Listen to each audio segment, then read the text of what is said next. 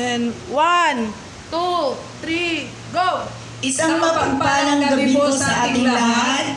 Tayo po ay nandito po ulit sa panibagong segment po ng ating pagpapahayag. Ito'y prayer night po. At naway iniimbita namin po kayo na mag-tune up. Iniimbita po namin po kayo na makibahagi po sa ating paghihimay sa salita ng Panginoon.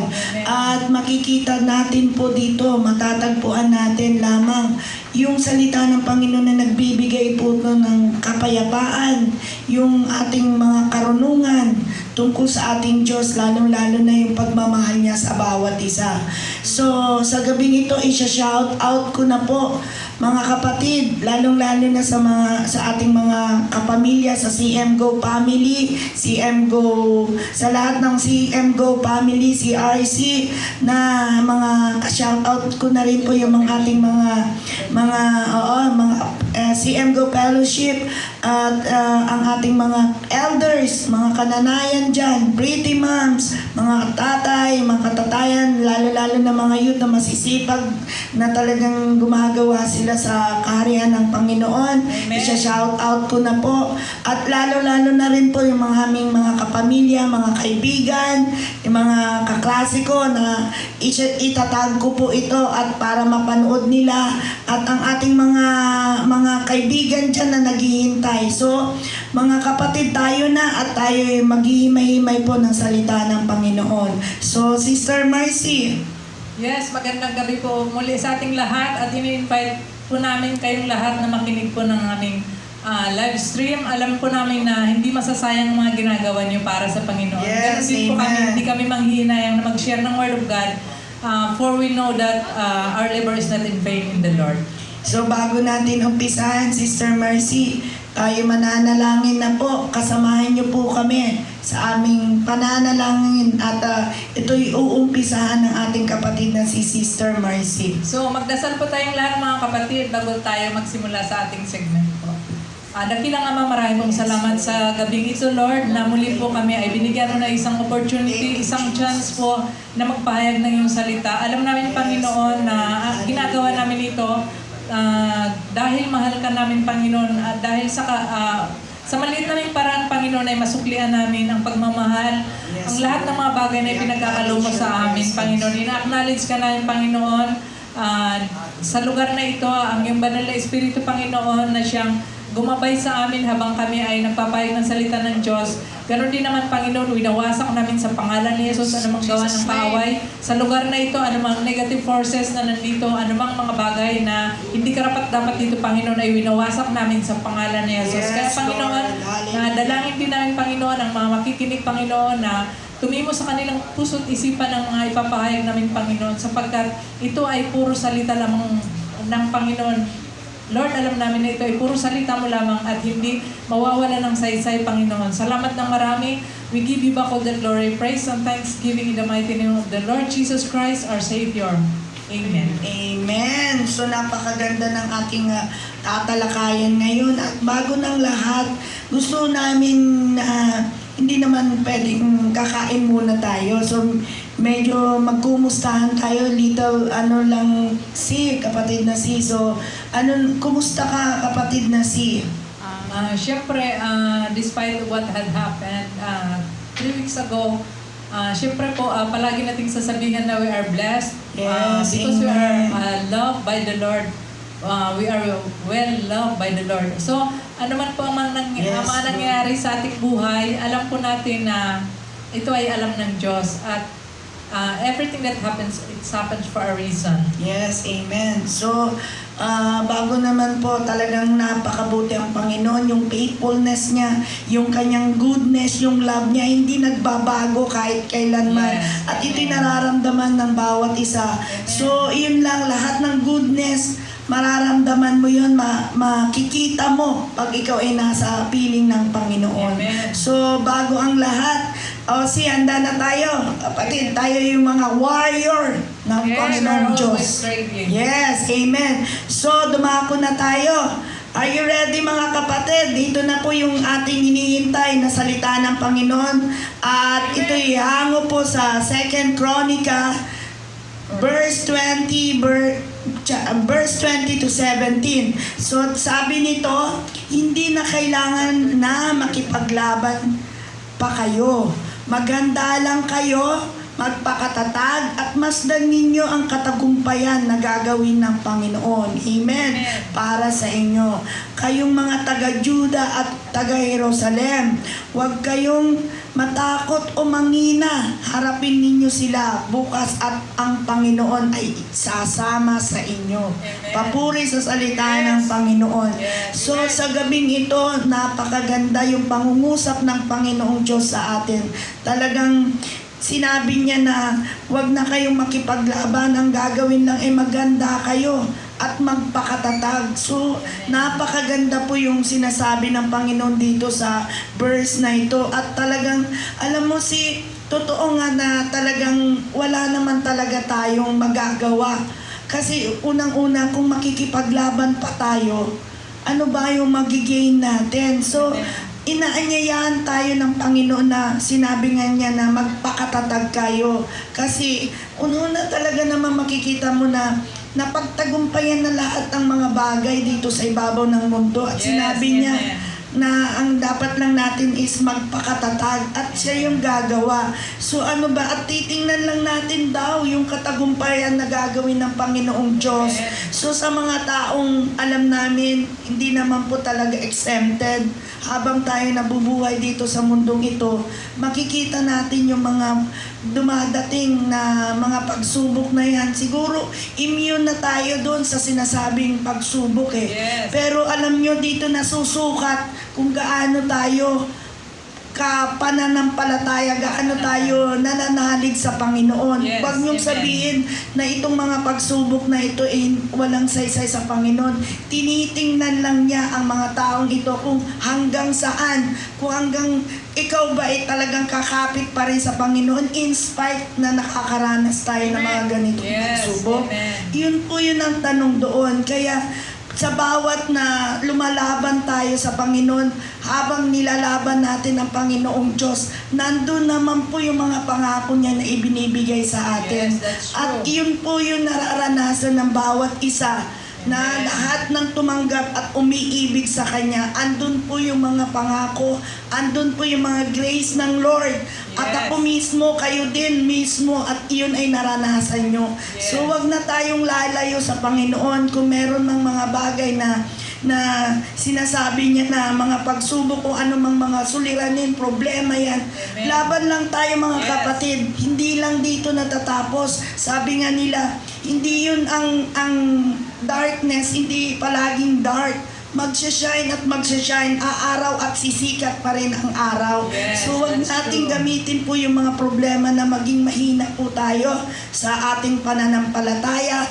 At tayo po ay magiging malamig po sa ating Diyos. So inaanyayahan po namin kayo sa verse na ito.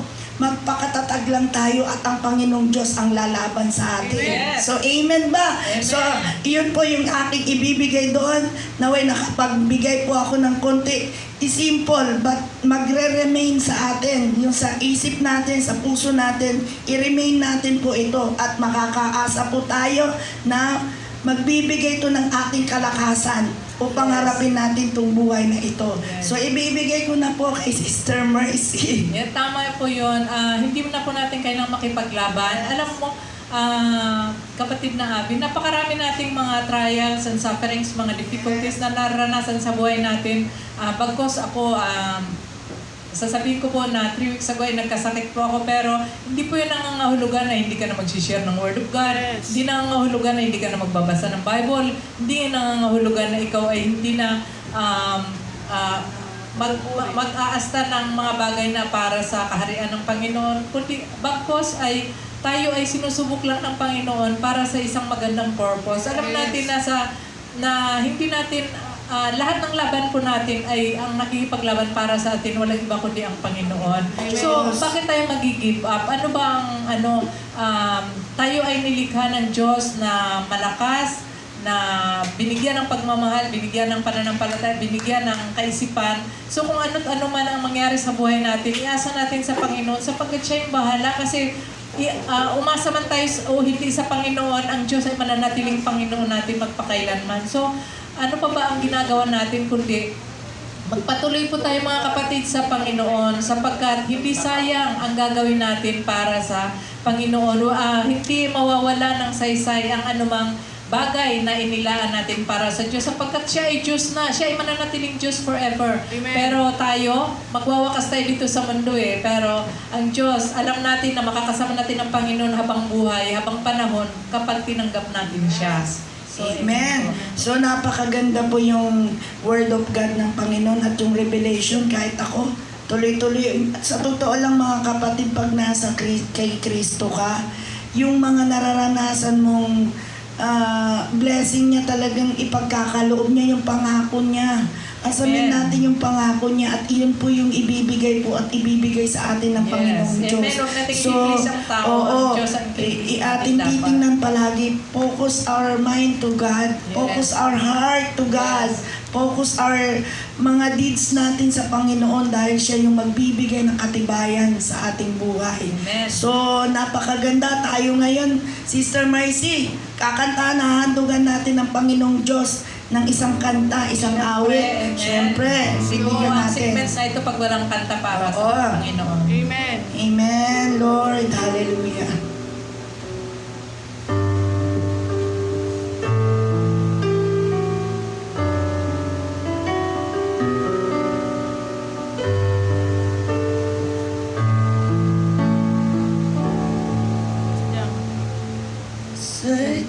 Sadyang kay buti ng ating Panginoon, tatapat sa habang panahon,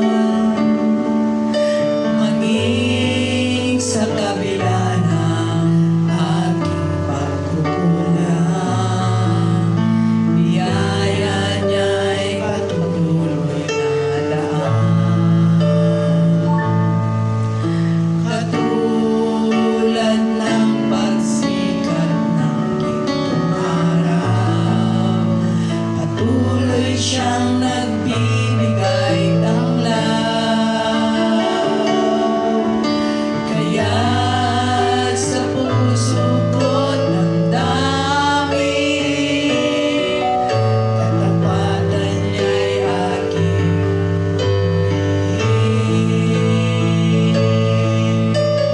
dakila ka, O Diyos, tapat ka ngang tunay, magmula pa sa ugat ng aming lahi. Mundo'y magunaw man, maaasahan kang lagi, maging hanggang wakas nitong buhay. Kaya, O Diyos, ika'y aking pupurihin. Sa buong mundo'y aking aawitin. Yes, Lord, dakila ang iyong katapatan. Pag-ibig mo'y walang hanggan. Dakila ka, O Diyos, sa habang panahon, katapatan mo'y matibay na sandigan.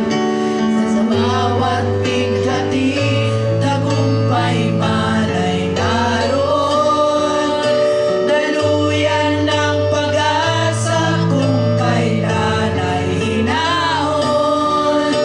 Pag-ibig mo'y alay sa akin noon hanggang ngayon.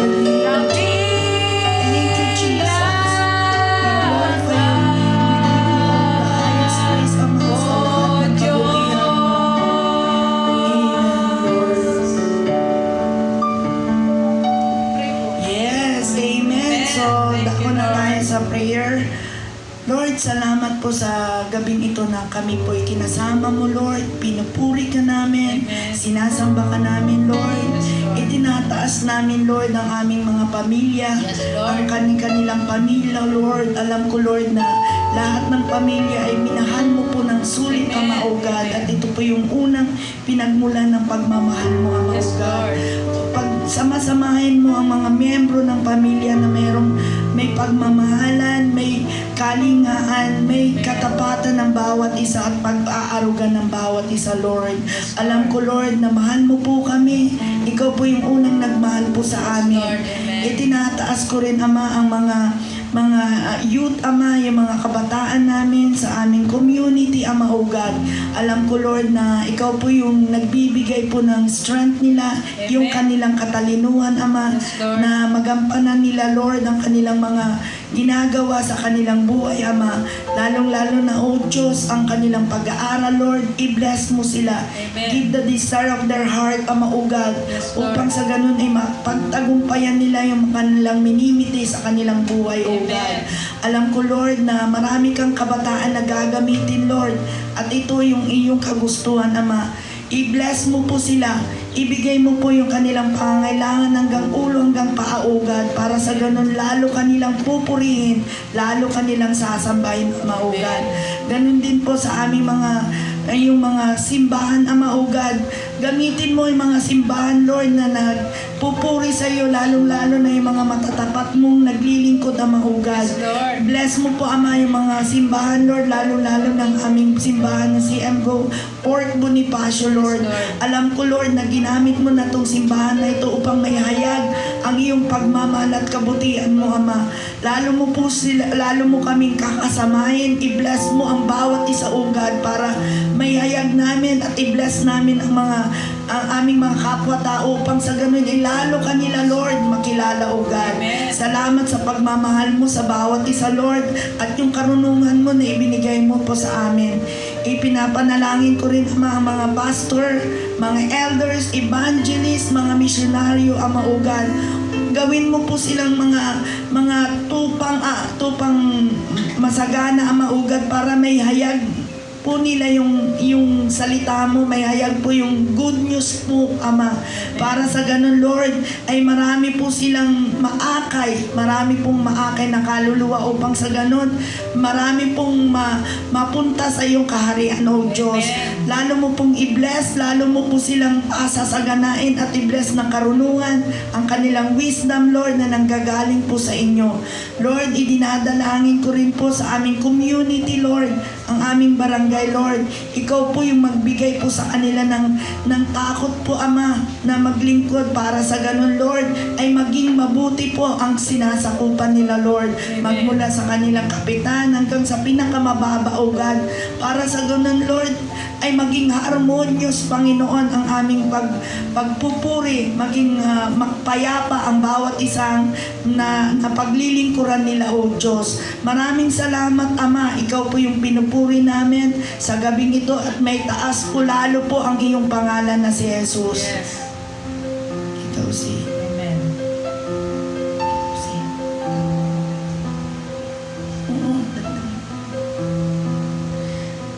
Lord, salamat po, Ama, sa gabing ito na talagang kinasama mo kami. Kayo po na po ang bahala at ang aking kapatid na Sisi po ang magbibigay po ng continuous prayer po sa gabing ito. Yes, Lord, dalangin ko rin po, Panginoon, ang mga tao na hindi pa nakakakilala sa inyo, Panginoon.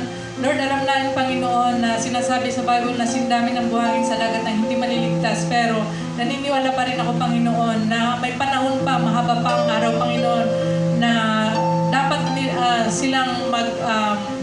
dapat kanilang tanggapin, dapat kanilang kilalanin, Panginoon, sapagkat ikaw ang Diyos na totoong may likha ng langit at lupa. Ikaw ang Diyos na totoong may likha ng lahat ng bagay dito sa mundo kasama ang mga tao, Panginoon. So dalangin ko, Panginoon, na makatanggap sila, makakilala sila sa iyo, Panginoon, makasumpong sila, Panginoon, nang sa ganon ay makapunta sila sa iyo kaharian pagdating ng araw. Salamat ng marami, Panginoon. Dalangin ko rin, Panginoon, ang mga kapatid namin, mga mahal namin sa buhay, Panginoon, makakilala sa inyo, Panginoon, dahil ninanais namin, Panginoon, na lahat kami magkasama-sama sa iyong kaharian pagdating ng araw. Salamat po, Panginoon. Ang lahat na ikaw ay aming samot dalangin sa pangalan ni Jesus. Amen. Amen. So, excited ako. Parang yung kahit nakakaranas tayo, alam naman natin talaga na pagod na rin tayo, pero hindi tayo magtitigil. Yes. At alam ko na kinakasama tayo ng Panginoon gaya na Yes. sa unang verse. At tayo ay dumako na po sa pangalawang pagpapahayag ng salita ng Panginoon. At aking babasahin po sa pahayag. Sundan niyo po kami mga kapatid, yung may mga hawak ng Biblia. At ito po yung pangalawang salita ng Panginoon sa pahayag. Chapter 22 verse 12 to 14. At sinabi ni Jesus, makinig kayo, darating na ako, dala ko ang mga gantimpalang ibibigay sa bawat isa ayon sa kanyang ginawa. Ako ang Alpha at Omega, ang una at huli, ang simula at ang wakas. Mapapalad ang naglilinis ng kanilang kasuotan, sapagkat bibigyan sila ng karapatang pumasok sa lungsod at kumain ng bunga ng punong kahoy na nagbibigay ng buhay. Papuri sa salita ng Panginoon. So Amen. makikita natin na napakaganda ulit po itong pangalawang pagpapahayag. At iiklian namin, pero magbibigay po kami na titimo po sa bawat isa yung ang bawat kaisipan ng ating mga nanonood, lalong-lalo na mga kapatiran dyan na nakikinig at nanonood po sa live stream namin na ito.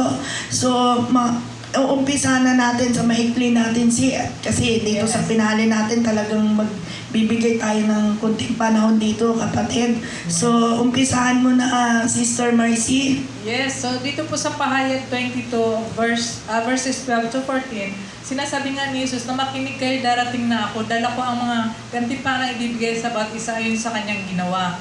So, ini-emphasize niya dito na malapit na siyang dumating. Kung bakit po palaging sinasabi, 2,000 years ago sinasabi na po ng Panginoon na darating na ako. Kasi po, yung alam niyo po ba, napapansin niyo po ba na ang kamatayan natin, hindi natin alam kung kailan? So, ibig sabihin, pag ikaw ay tinawag ng Panginoon, dumating na ang Panginoon. So kung ikaw ay buhay ngayon, paghandaan mo palagi ang pagdating ng Panginoon. Kasi, ultimo yung kamatayan natin, hindi natin alam kung kailan. So, kaya nga sinasabi ng Panginoon, darating na ako. Kung tayo po ay kumilala sa Diyos, kung tayo po ay tumanggap sa Panginoon bilang sariling Diyos at tagapagligtas, sigurado po na pagdating niya, pag tinawag niya na tayo, sa langit po tayo pupunta. Kasi talagang totoong heaven and hell lang po ang nakalagay sa Bible. Wala pong kung anong sinasabi ng iba na may purgatorio pa, may ano pa, kung saan-saan pa na may kung ano-ano pang lugar ang pupuntahan. Wala po. Ang nakalagay po sa Bible, kahit po buklatin nyo mga Bible nyo sa mga hindi po palabasan ng Bible, tingnan nyo po,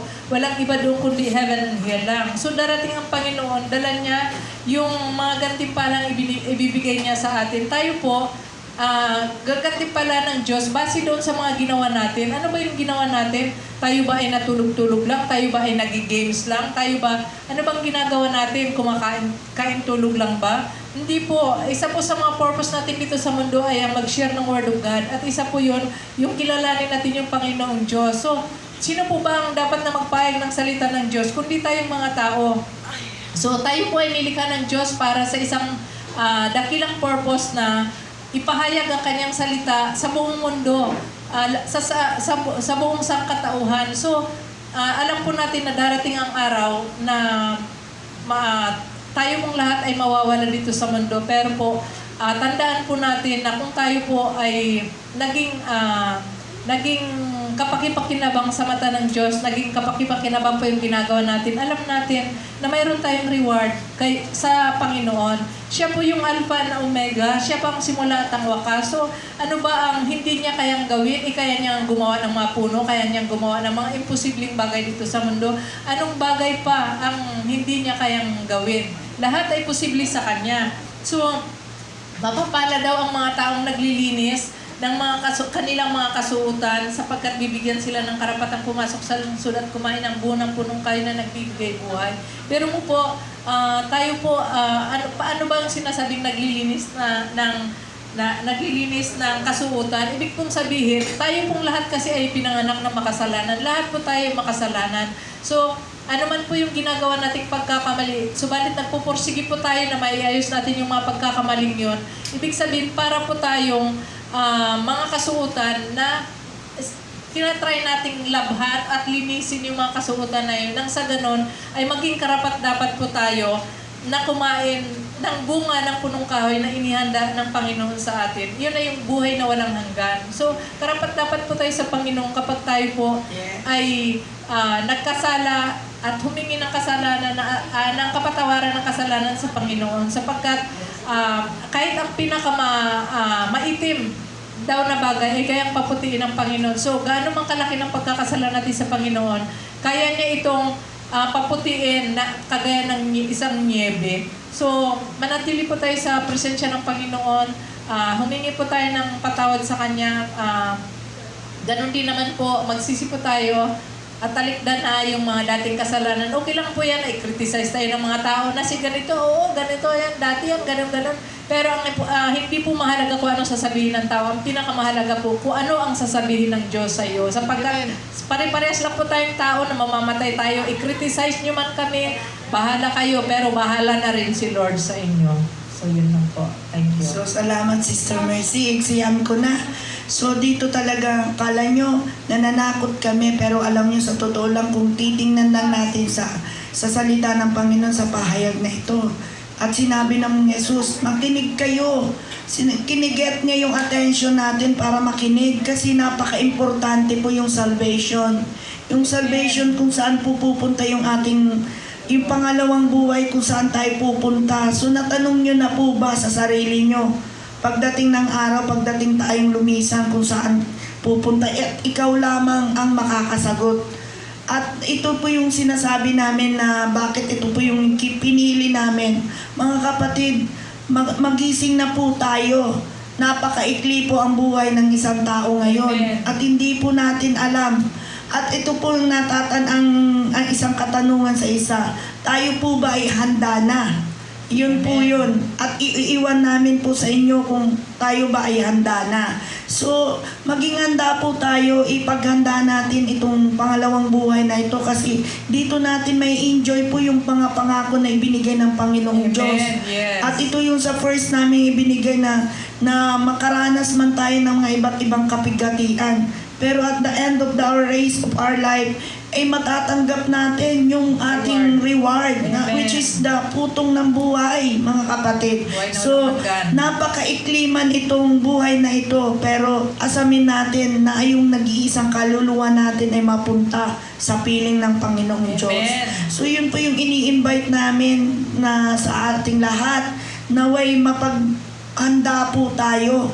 Wala pong masama para tayong pupunta sa isang gyera na tayo'y maghanda para sa ganun tayo ay may panalo natin yung Laban. digmaan na yun. So Amen. ganun po yun. Kailangan maging great warrior tayo sa lahat ng bagay. Yes. So inaanyayahan po natin, take the salvation of the Lord kasi wala pong saysay ang lahat ng bagay kung ang ating nag-iisang kaluluwa ay mapahamak Yes, pagdating ng amen. araw. So yun lang po yung napakaikli. Asamin natin sa piling ng Panginoong Diyos. So tayo na, kantahan natin ulit ang Panginoong Diyos. Yes, At syempre. Sister Mercy, Hindi handa na dapat ulit tayo. magsawa sa pagpupuri sa ating Panginoon. Glory to God. Amen. Wala kang katulad po. Yes, Lord. Yes, Yes, Lord. amen. Hallelujah, oh Jesus.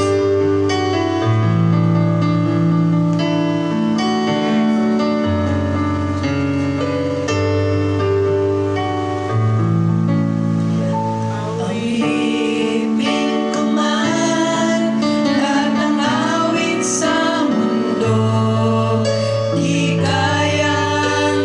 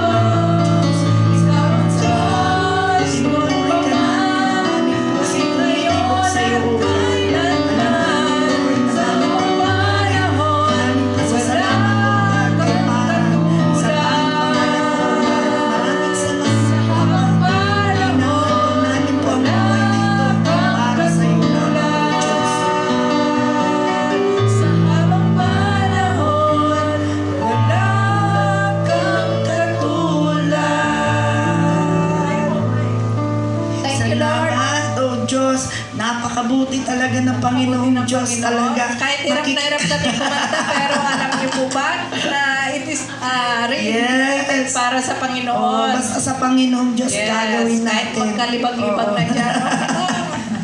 So, dumako na tayo sa pangatlong word of God ng Panginoon na ibinigay. At dito natin, napakaganda ito. Yes, para Alam sa nyo, ating lahat po ito. oo, Ito sa ay- atin lahat ito talagang nagkaisa Yes, kami ni Sister sa ating Mercy. lahat, Kahit yes. medyo may konting talagang hindi kami pumayag talaga. Alam niyo itong pangatlong pagpapahayag ng salita ng Panginoon ay tungkol sa sa lahat ng pamilya. lahat ng At ito tao. ay naniniwala kami na ang pamilya ay binigay ng Panginoon upang doon mag-umpisa lahat ng yung pagmamahal niya na ibinigay sa atin. So Yes. napakahalaga. Isang mainit na reminder po sa lahat ng pamilya. Alam natin, Sister Mercy, alam niyo po na ang pamilya ay ang unang sinisira ng kaaway. So magre-remind po kami ng mainit pong reminder po ng Panginoon. At dito po manggagaling po yung sa Colossians chapter 3, verse 18 to 24. Yes. Una, Sister Mercy? Sa Una, verse 18, mga babae, pasakop kayo sa inyong asawa, sapagkat iyan ang kalooban ng Panginoon. So, mga babae, lahat po ng mga may asawa dyan, na mga babae po, ito po ay patungkol sa inyo. Sinasabi po dito na pasakop po kayo sa inyong mga asawa, sapagkat iyan ang kalooban ng Diyos. Hindi po yung masiga kayo sa mga asawa niyo. Sabi po dito, pasakop kayo sa mga asawa nyo. Minsan po kasi, mayroong, di ba, minsan mayroong, kung may battered wife, may battered husband din pala. So, kayong mga babae, gusto ng Panginoon na magpasakop kayo sa lalaki kasi sa totoo lang talaga, ang binigyan ng pinakamataas na kapangyarihan ng Diyos sa loob ng pamamahay, yung mga lalaki. So, kayong mga babae, talagang kayo ang ilaw ng tahanan, ang mga lalaki ang haligi ng tahanan. So, dapat po, kung ang isa ay mainit na ang ulo, yung isa naman, magpakumbaba na.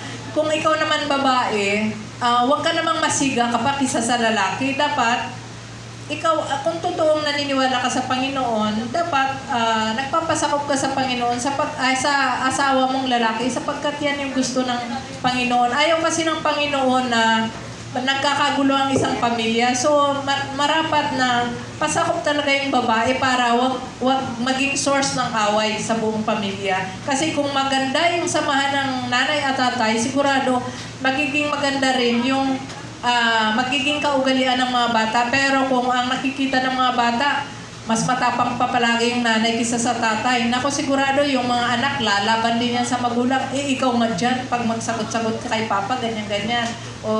So, mga asawa, panawagan ko sa lahat ng mga may asawa dyan, behave po kayo, magpasakop kayo sa mga asawa niyo para maging matiwasay po yung pagsasama sa buong pamilya. So, yun lang po. So, yun na lang. So, sundan ko sa sinabi ni Sister Mercy kasi kanya-kanyang responsibility yung magmula sa asawang babae, asawang lalaki, sa mga magulang, sa mga anak, hanggang sa pinakahuli. So, napakagandang topic po ito na talagang i-remind natin na ang pamilya talaga, as of now talaga, sinisira po talaga ng kaaway. Gusto talagang sirain yan. At bilang isang nakakakilala na po sa Panginoon, maging aware po tayo. Maging Yes. mapagmatsyag, maging watchful po tayo kasi hindi po natin alam na kahit ikaw na anak ay naninindigan ka sa pananampalataya ng Panginoon at yung kapatid mo ay medyo hina-hina po sa pananampalataya, itong kaaway ay medyo madaling pumasok.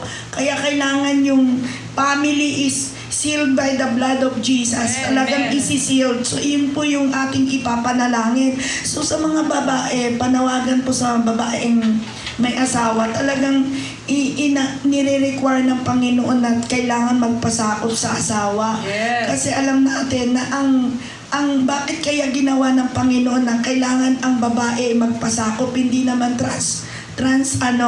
kapalit naman. yung pwede naman ang babae ang lalaki magpasakop doon. Pero hindi, sinabi ng Panginoon na kailangan magpasakop ang babae sa kanyang asawa. Amen. Kasi andun po yung binigyan ng Lord ng authority. Alam natin ang katangian ng isang lalaki ay andun po yung katigasan nila, yung kasigan nila, at kung paano sila mag-handle ng isang pamilya.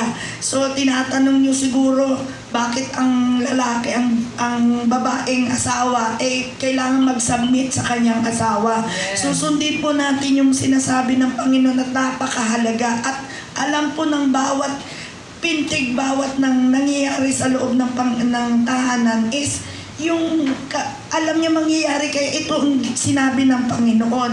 Kaya panawagan po sa babaeng asawa, kailangan natin po mag-submit po sa asawa na lalaki, kasi mga kapatid, napakahalaga po ng may attitude po ng isang babaeng asawa na kailangan niyang isubmit yung kanyang sarili sa kanyang asawa. Yes. At sa verse 19, mga lalaki, mahalin ninyo. Diba? Sinabi niya yon, mahalin ninyo ang inyong asawa.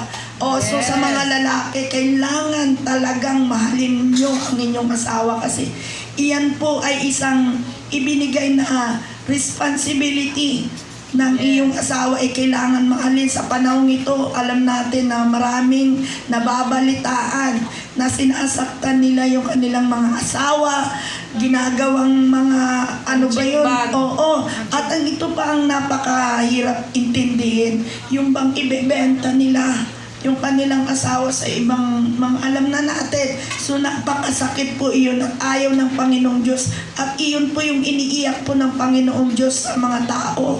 Bakit kailangan gawin po iyon? Ano bang rason? So, sundan natin. At huwag kayong maging malupit sa kanila. Ito na nga. Yes. Minsan nakakakita tayo. May bukol. Hindi, make-up. Make-up.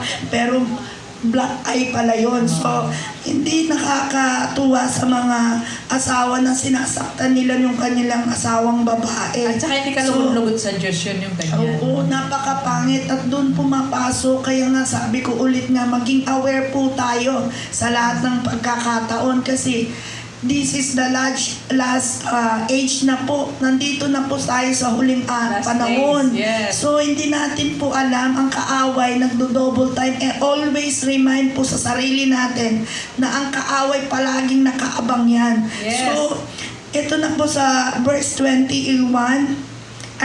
sa verse 20, mga anak, sundin ninyo lagi ang inyong mga magulang, sapagkat iyan ay kalugod-lugod sa Panginoon.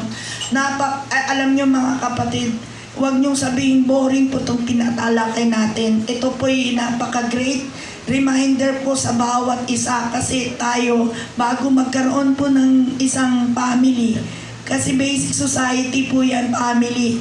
Nandyan po yung member of the family, which involves yung tatay, yung nanay, yung anak, at hanggang sa huling kabunsuhan. Yan po ay dapat tayo ay magkaroon po doon sa tahanan ng maayos na yung ibinigay ng Panginoon na pagmamahalan. So, ito nga mga anak, sundin ninyo. Alam ko, sa isang murang edad na anak na hindi pa ganun kaano po yung pag-iisip, talagang magko-question ka. Pero sinabi ng Lord, mga anak, sundin ninyo lagi ang inyong magulang. Yes. Kasi bakit natin sundin? Bakit natin sundin ang magulang? Kasi andun po yung ibibigay ng Lord para maging maayos po, maging masagana ka, maging hindi ka mapapahama. Kaya yung magulang talaga ang laki ng ginagampanan niya. Yes, sila kasi ang representative ng Panginoon dito sa mundo, at saka sinasabi ng Panginoon sa kanyang mga salita na ibigin mo ang Diyos ibigin mo ang mga magulang mo, kasi at sundin mo ang kanilang mga utos, kasi sa lahat ng 10 utos yan lang po may sumpa. So kung ikaw anak, kung kaya mo nang mahalin yung mga magulang mo, siguradong mas higit na mamahalin mo ang Panginoon, kasi siya ay may ika ng mga magulang mo. Tapos iyon na nga sa mga ito na nga sa magulang sa verse 21. Mga magulang, huwag ninyong pagagalitan ng labis ng inyong mga anak at baka masiraan sila ng loob. Yes, panawagan po yan sa mga magulang Mga na nanay. masyadong sadista sa mga anak. Hindi Kasi naman sa lista. hindi, mayroon kasing gano'n. Oo, May mga meron magulang talagang kasi mga na magulang. bubugin nila yung anak nila na parang wala Oo, parang nawala na ng hayop yan. rason. Oo. Kaya maginahinay tayong mga magulang. Huwag nating masyadong pagalitan yung mga anak natin kasi kahit sila din mahina pagdating ng kanilang age, hindi pa nila hawak, kaya nga binigyan tayo ng responsibility para sila ay may guide ng maayos, para sila ay mabigyan sila ng right path, para ano yung susundin nila. Kaya panawagan sa mga magulang na huwag niyong pagagalitan ng labis. Take note mga magulang. Parang awan nyo na, para nyo nang inaano po yung mga anak nyo. At pagdating ng araw, pag napahamak na, kung ano, naglayas yan, napahamak, tapos sisisihin nyo ang mga sarili nyo, iiyak-iyak kayo. Sino ang may kasalanan? Ang magulang, tayong mga magulang pa rin, parang inilalagay mo ang anak mo sa isang bangin. Tapos pag hindi mo na nahirapan ka na, doon mo ngayon sisisihin, magiging problema. Yes. Magiging problema po yan. Kaya wag natin po silang pagalitan, ituro na lang po kung meron man silang nagagawang mga hindi po na kanais-nais po. Pwede nyo pong ipaliwanag po at naniniwala po ako sa kanilang kayang isipan ay matatarok nila yung mga sinasabi nila po sa inyo. So, makinig po tayong mga magulang, napakalaki po yung responsibility at iyon po yung sinasabi ng Panginoon. Hindi po sasabihin ng Panginoon niya kung hindi niya alam yan na mangyayari. So, punta na tayo sa verse 22. Sister Marcy. So 22, sinabi dito, mga alipin sa lahat ng bagay ay sundin ninyo ang inyong mga amo. May makakakita man o wala, maglingkod kayo hindi upang kalugdan ng tao, kundi dahil sa kayo talagang tapat at may takot sa Panginoon. So, tayo pong lahat, kasi tayo, halimbawa, nasa bahay. So, kung ikaw ay, halimbawa, may alipin, halimbawa alipin, may alipin ka sa bahay nyo. So kung ikaw, alipin ka, you have to behave in a more mature manner. Ikaw ay sumunod ka sa pinag-uutos ng iyong amo na para bang, kahit hindi nga, alam nyo, kahit hindi nga alipin kahit tayo mismo, halimbawa, inutusan tayo ng mga gulang natin, inutusan tayo ng mas matanda sa atin, inutusan tayo ng mga ibang tao. So, pwede po tayong, pwedeng maging pwedeng maging rason natin na, ay, gagawin ko ito, hindi dahil sa gusto niya, kundi dahil ito yung kalooban ng Panginoon. So, parang ito ay wake up call sa mga alipin na kung magsagot-sagot sa mga amo nila, parang ganun-ganun na lang na walang pakundangan.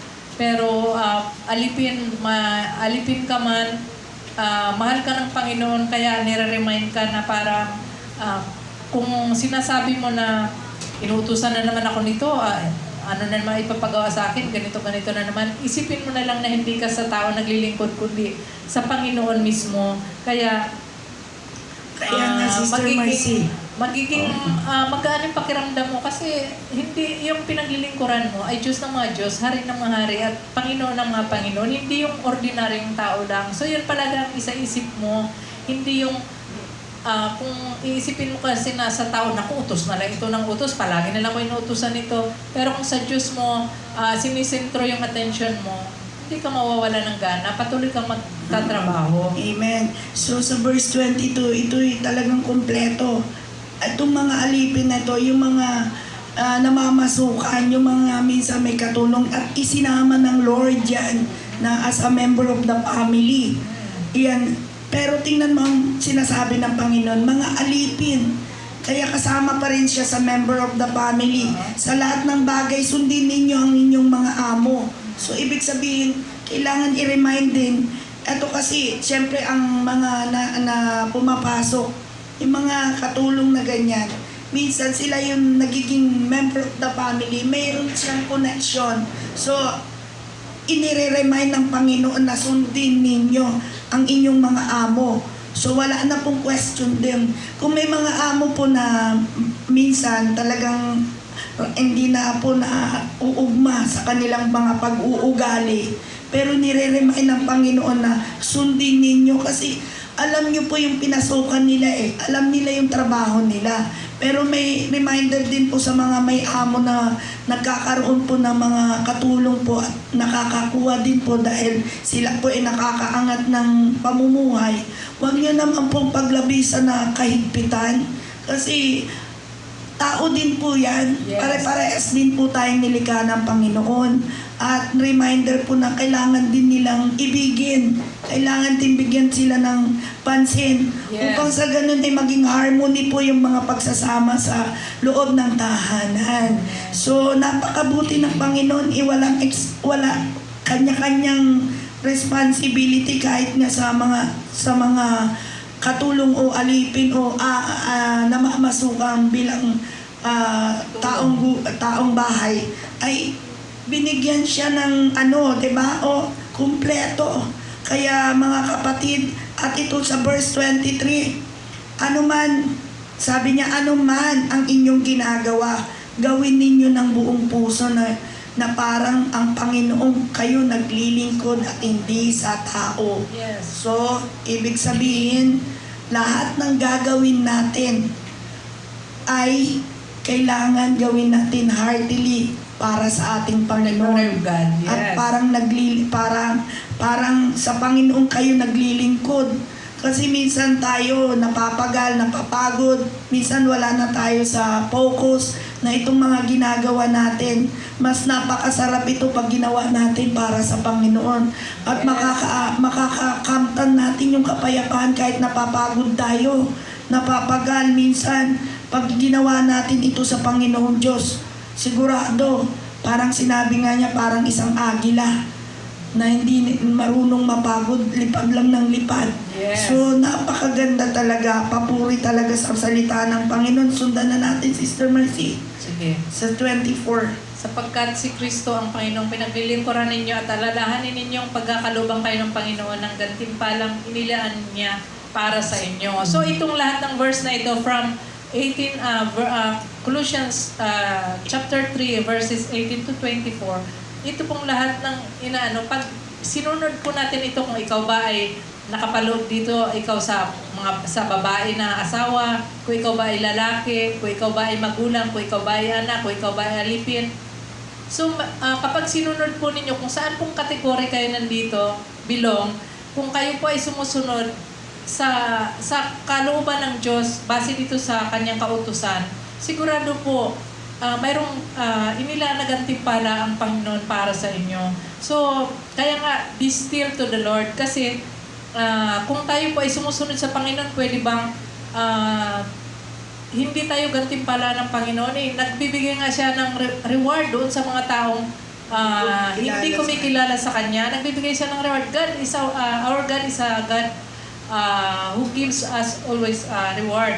Na ano man yung ginagawa natin, may corresponding reward sa Panginoon.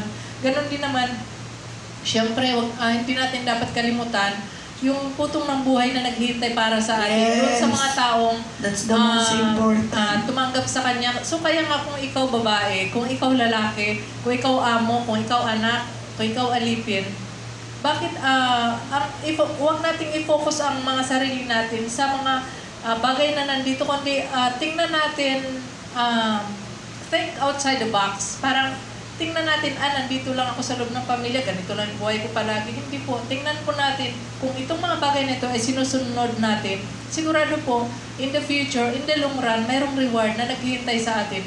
May hinihintay tayong reward na ibibigay ang Panginoon sapagkat ito ay kautusan niya rin. Utos niya ito eh.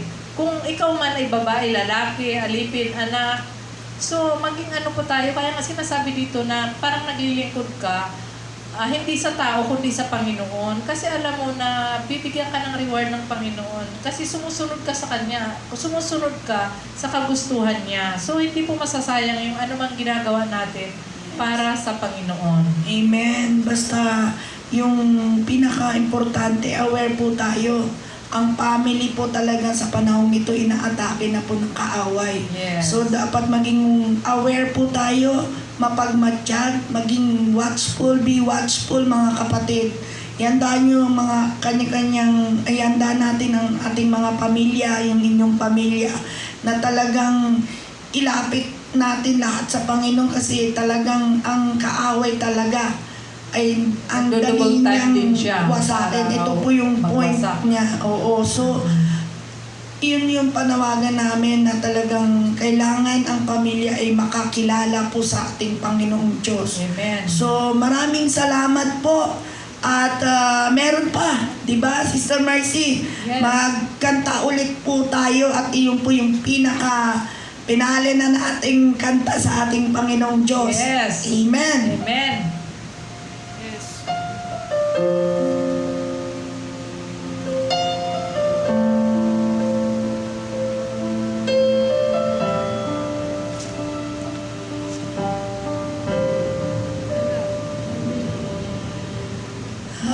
Hide me now under your wings. Cover me within your mighty hands. When the oceans rise and thunders roar, I will soar with you above the storm. Father, you are King over the flood, and I will be still, know you are God.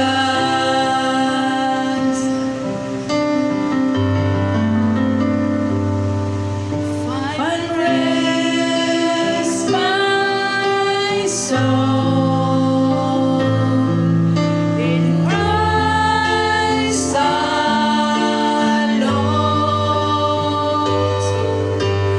Know His power in quietness and trust.